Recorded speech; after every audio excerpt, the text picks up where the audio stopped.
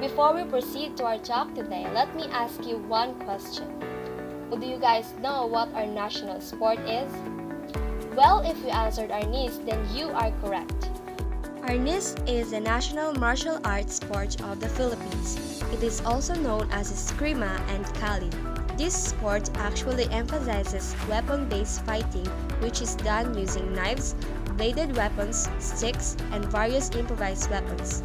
It can also include hand-to-hand combat, grappling, and weapon disarming methods. The importance and main point of Arnis is to preserve life. Arnis is known as a martial art which is in the form of self-defense, so it is not used to bully or intimidate weak and innocent people. The origin of Arnis can be traced back to the native fighting techniques during conflicts among pre-Hispanic Philippine tribes or kingdoms through the current form old fencing which originated in Spain in the 15th century. Arnis was developed by the indigenous populations of the Philippines who used an assorted range of weaponry for combats and self-defense. Traditionally, Arnis involves rattan, swords, daggers, and spears.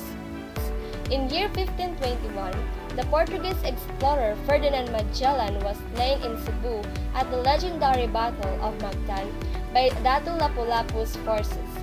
Several Arnisadors claims that their native killed Magellan through a sword fight. Just over later in year 2009, the government of the Philippines declared Arnis to be the martial art and a national sport of the Philippines. Arnis has experienced changes in the weapons used. Although the art still makes use of itak or bolo now and then, it has relied considerably in the use of canes in self-defense as a weapon. It is not because canes are less deadly than the bladed weapons, but it is actually because in the later years, Arnis will be engaged in a more of a sport. Much antiquated techniques of the old Arnis has been modernized to avoid injuries to students.